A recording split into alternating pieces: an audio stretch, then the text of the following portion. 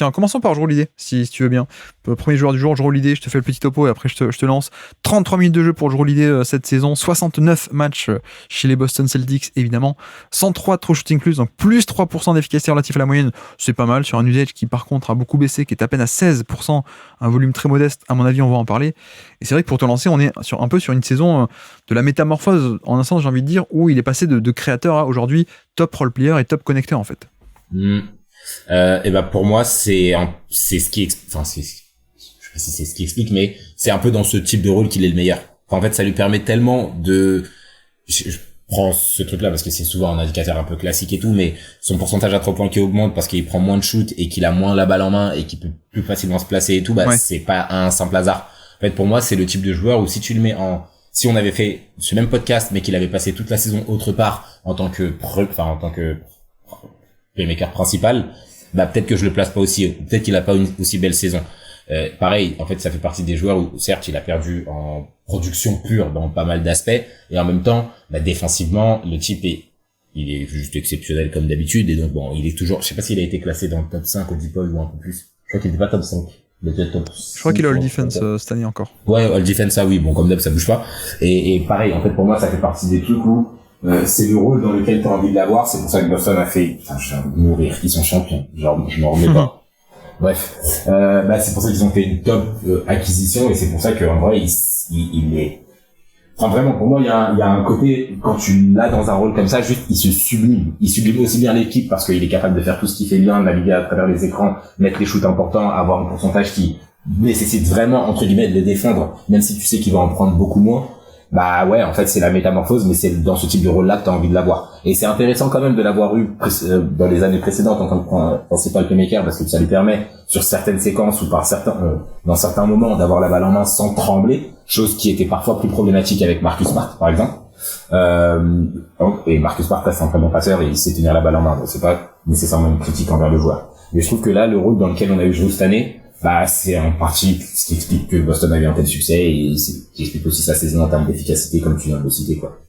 Bah, c'est vrai que c'est un peu un cas typique de comment est-ce qu'on va juger la valeur entre un gros rôle, donc plus d'emprise sur le jeu, mais un rendement qui est un peu pas tellement satisfaisant par rapport à ces standards-là, ou alors un mec qui fait moins mais qui le fait mieux. C'est un peu tout le débat. Et en même temps c'est assez notable de voir un mec qui bon certes il est un peu vieux, fin de carrière et tout ce qu'on veut, mais voilà, le mec est passé de créateur principal ou secondaire à côté de Giannis, mais un créateur majeur à un mec qui aujourd'hui 5e roue du carrosse ou presque 6e en termes d'importance offensive.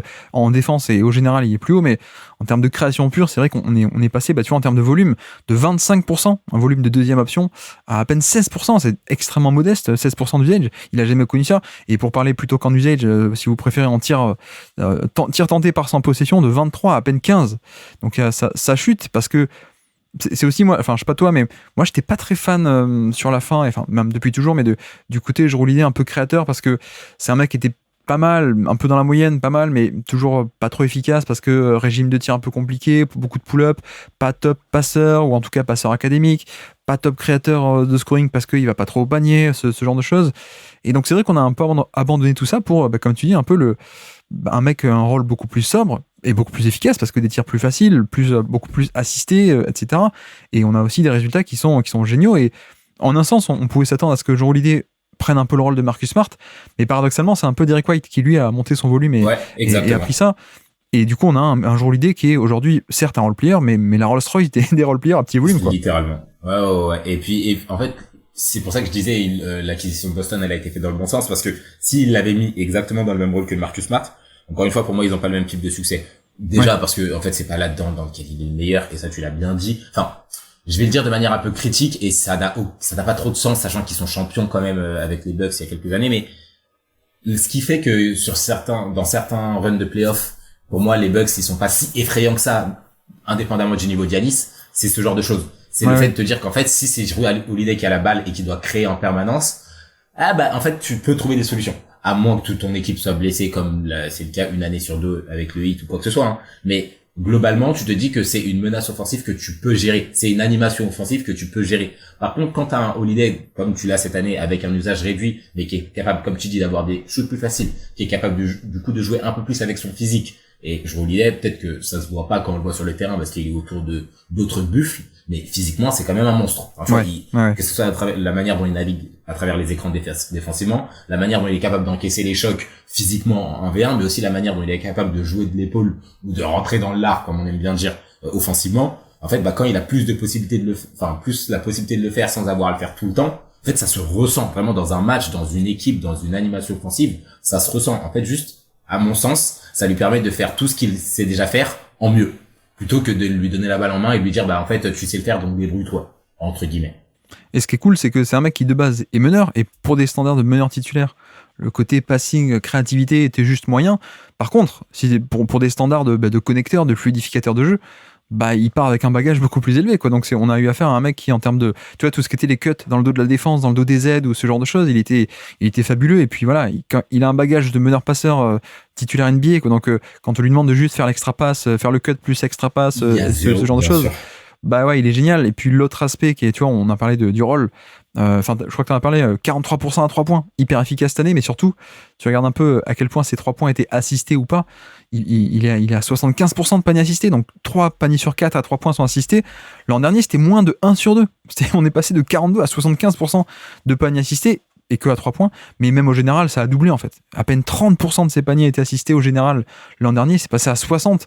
Donc il y a cette métamorphose assez énorme, et puis tu as parlé du côté buffle, c'est vrai que c'est aussi un aspect qui est génial, c'est qu'il est arrivé cette année à Boston, et je trouve aussi ça va de pair avec un Joe Mazzulla qui, contrairement à 2023, a été beaucoup mieux tactiquement, et notamment en termes de créativité défensive.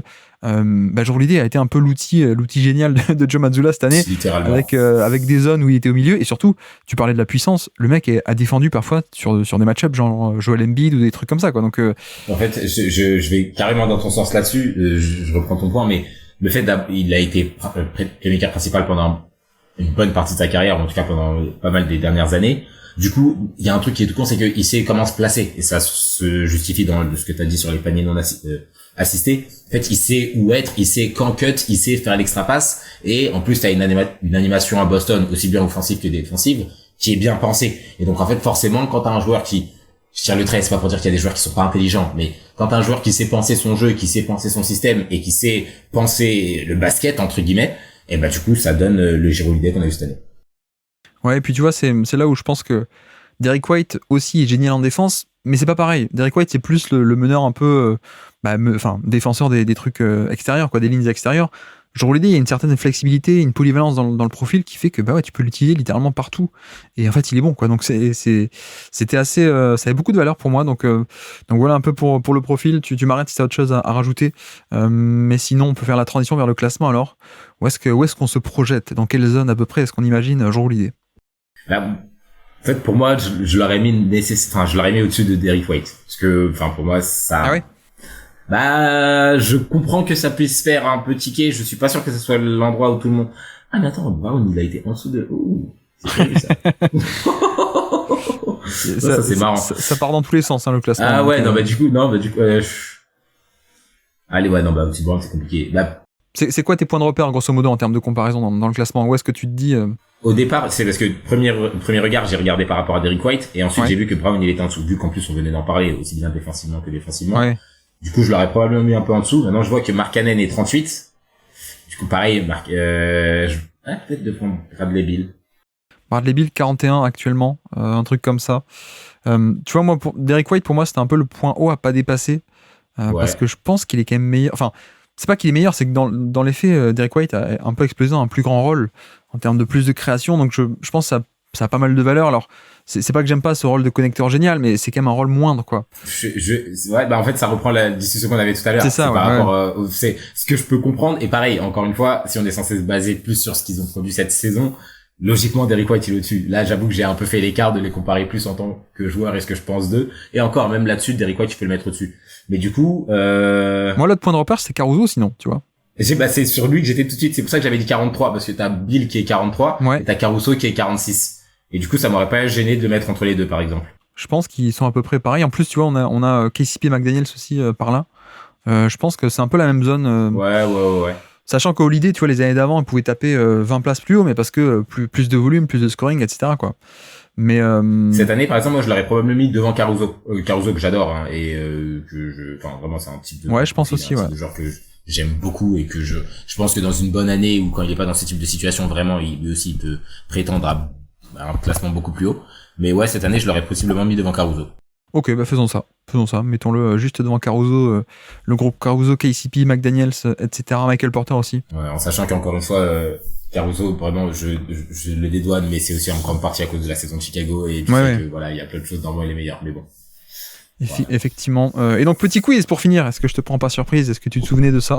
Petit quiz. Ah, j'avais complètement oublié que ça avait ça, c'est vrai. Allez. Des mini-quiz pour se remémorer les actions marquantes de la saison. C'est un peu dans le thème du jour. Et donc, nous sommes le 28 octobre 2023. On est très très tôt dans la saison. Début de saison, ouais, ok. Et je t'ai fait un quiz aux petits oignons. C'est un contre spectaculaire sur Jaime Jaquez. Donc, qui est sur le terrain? Est-ce que tu peux citer les joueurs sur le terrain au moment de ce contre de Jean Olisier sur Jaime Jaquez? De côté, enfin, des deux, les 10? Les 10, ouais. Bon, alors, les 10, on va la faire au hasard. 23 octobre, est-ce que le Butler, il joue encore? Peut-être, normalement. Butler n'est pas sur le terrain à ce moment-là. Tu vois, on est en début de... Est-ce que c'est normal, ça? Bref. Allez, non, je taquine. Disons, Hero, Robinson. Hero, oui. Robinson, oui, tout à fait. Bam. Pas Bam, nous avons c'est pas trop un joueur NBA pour moi, mais en tout cas, il était sur le terrain. Qui ça? Il y avait que Thomas Bryant? Non, Exactement. Si, bah oui, non, mais je comprends carrément c'est pas un joueur NBA. Je valide carrément. Et puis le dernier, c'est un jeune qui s'est blessé très tôt dans la saison, que moi j'aime beaucoup, un jeune défenseur. Non. Il s'est blessé toute la saison même. Ouais, et parfois on parle de son poil parfois. On parle de son poil. On dit, c'est un jeu de mots à la con. Ah putain, je l'ai pas. C'était Drew Smith, le poil Drew. Putain, mais oui, ok, d'accord. Ok, j'aime bien, ok. C'est scandaleux le jeu de mots, pardon. Déjà. Non, j'aime bien, il est tard, on adore. Non, mais c'est vrai que oui, putain, il se blesse tôt, il se blesse quand d'ailleurs? Contre Cleveland, je crois, en tout début d'année, un peu dommage. Ah oui, quand c'est avec le trou? Exactement, enfin, ouais. Oui, mais putain, Cleveland qui a laissé le...